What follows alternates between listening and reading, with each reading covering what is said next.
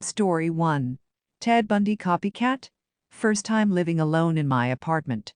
I was walking out to my car in heels to attend an evening church service.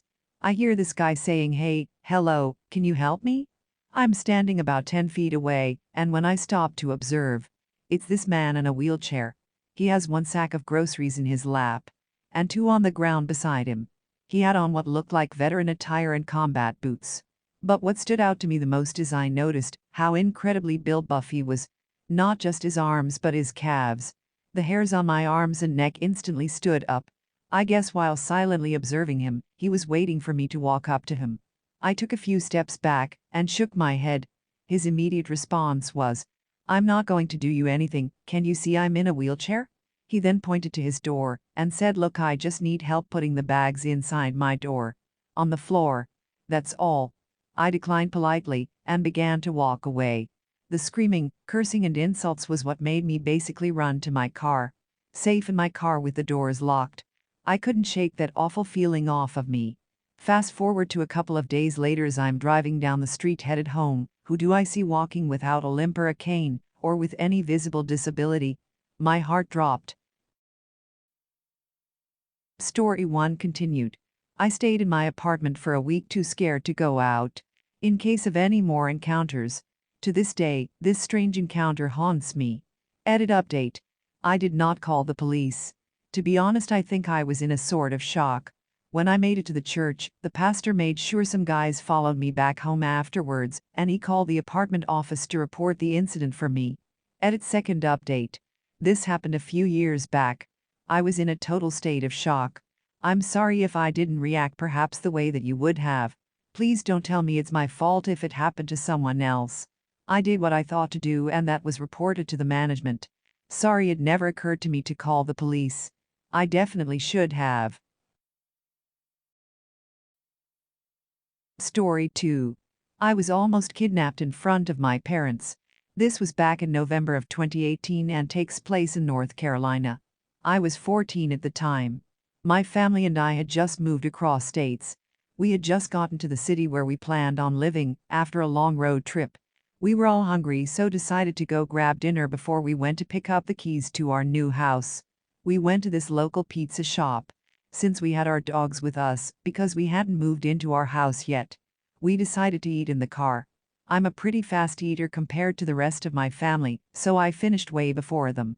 After I was done, I decided to bring my puppy out to do her business. We were standing just a little ways up from the car, playing in the leaves on the ground. I grew up in Florida, so I wasn't used to seeing piles of autumn leaves. So was just living my best life, not paying attention to my surroundings. When a man taps on my shoulder, my dog notices him and immediately tries to jump on him, as she does with anyone, so I pull her back while I'm backing away from him. He looks to be in his mid-40s to 50s. He smiles creepily at me, like it was forced. He says in his scruffy southern voice, "You have my dog, my border collie?"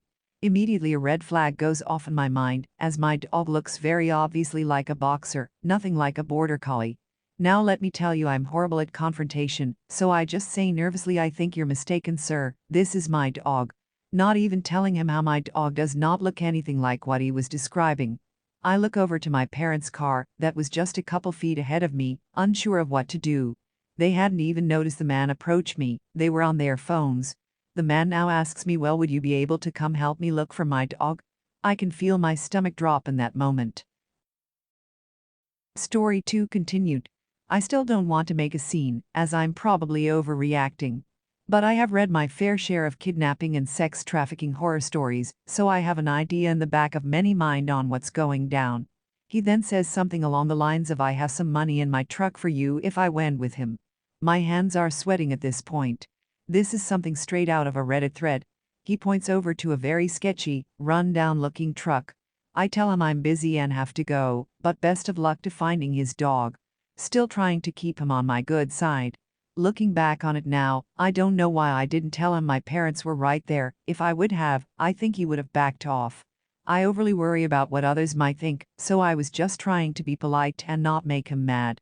He then decides to grab my dog's leash and say he had dog treats at his truck and starts to walk away with my dog. I pull the leash away from him and say sternly, "I have to go now." As I start walking away, he then grabs my wrist and rips the leash out of my hands, throwing it to the ground. He starts pulling me with him, mumbling something like, "Just come see what I have for you." My dog, the sweet good girl she is, follows after us and starts barking, while he starts to drag me with him. I am pretty small, 5'4", and have no upper body strength, so I just start screaming to let go of me. Story 2 continued.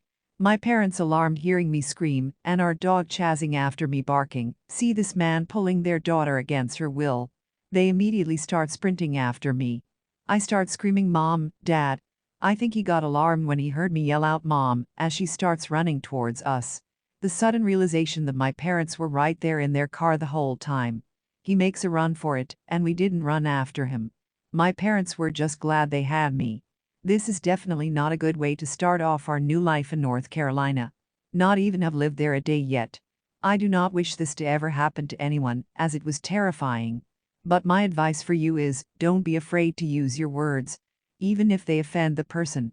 Then is not the time to worry about what others think.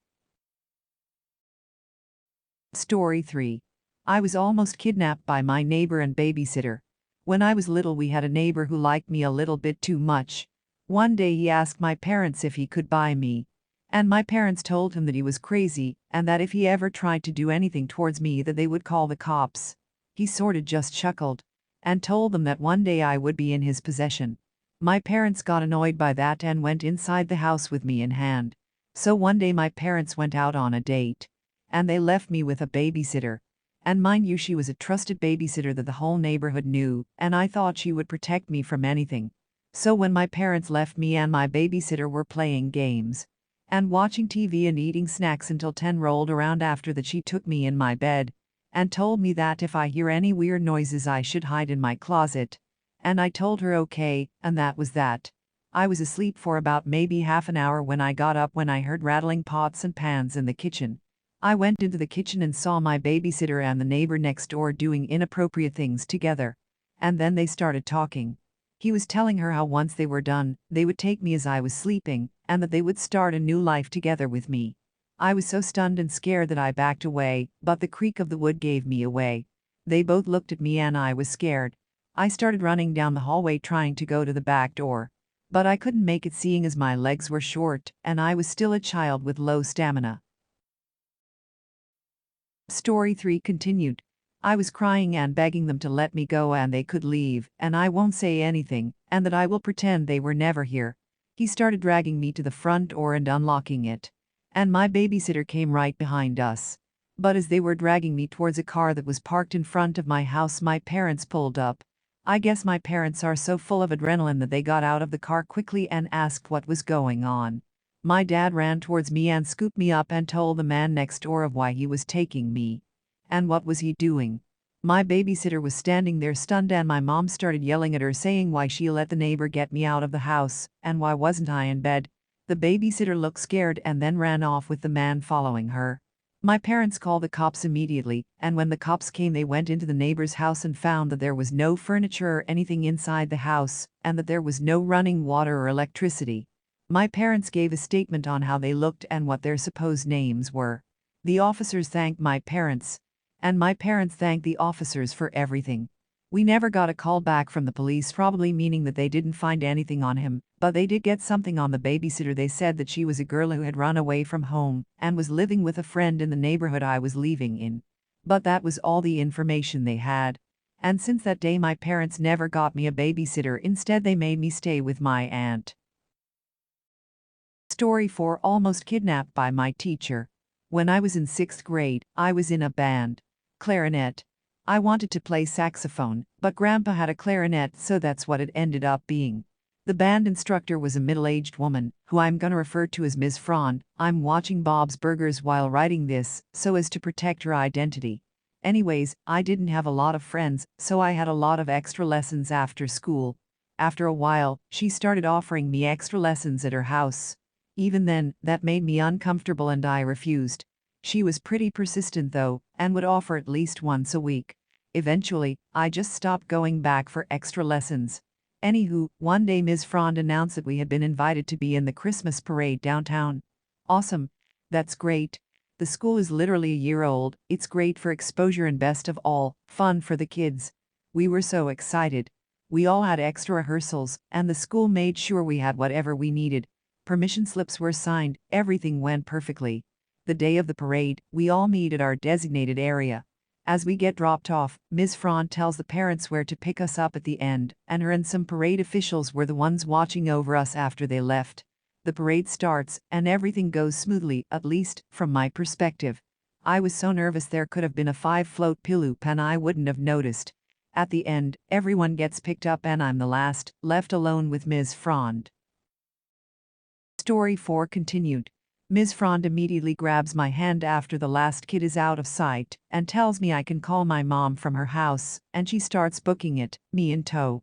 I had very little experience being on my own and didn't know how to act in this kind of situation, so despite the fact that I had recently been uncomfortable around her, I went along.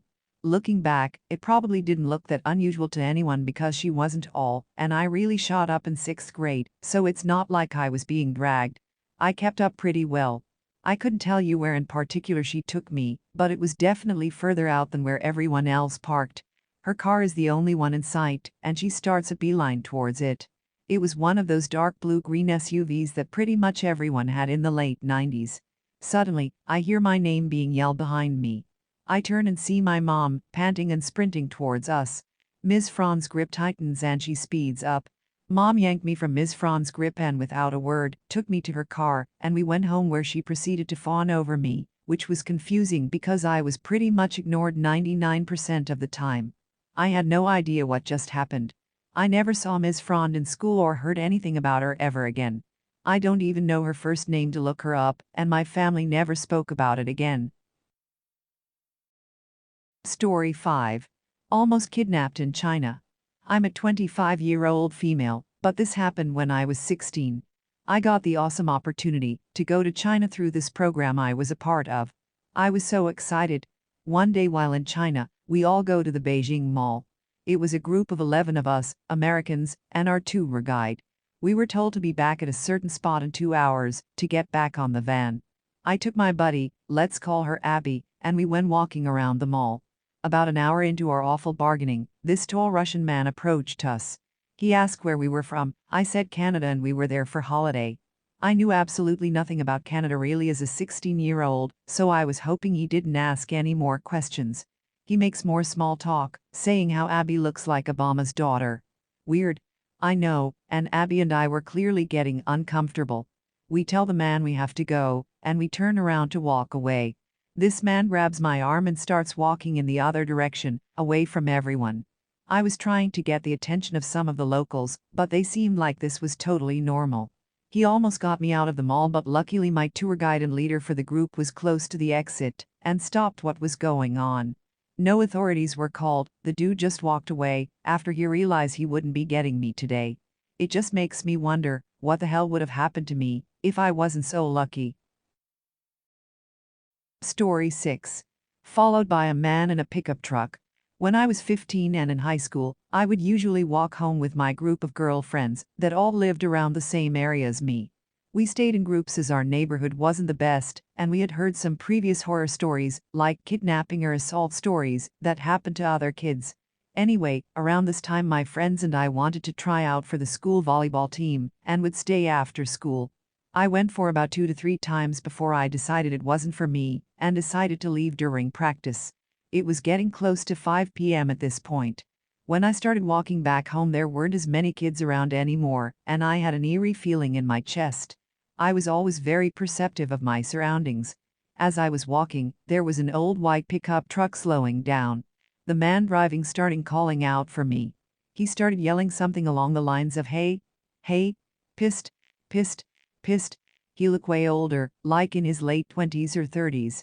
I was pretty used to catcalling as a girl, mind you I was also only 15, so I just assumed that's what he was doing, and I ignored him. Problem was that he kept on following me. He would keep stopping ahead of me and would wait trying to get my attention. Story 6 continued. As soon as I would walk rapidly past his car, he would scream at me and drive ahead again. At this point I was scared shitless. I knew this dude was up to no good. Cell phones weren't as prominent as today. This was like 10 years ago and I didn't have one, and the closest people walking were other students. One ahead of me and one way behind me. It was a secluded area. I was kind of catching up to the person walking ahead of me by this point. The man in the white pickup truck was still following me, and I decided to just make a run for it to catch up with the other boy walking in front of me. I knew I had to catch up to him to deter this guy from trying to pull me into his car if that was his intention. And guess what happened after that? The man in the white pickup truck sped away after that. I was so shaken up that I felt like crying.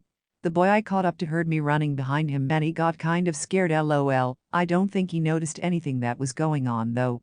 Moral of the story: be aware of your surroundings. Story 7. Followed by creepy old man in a car. In 6th grade I was walking to my best friend's house for a sleepover, which was only about 1 kilometer away from my house.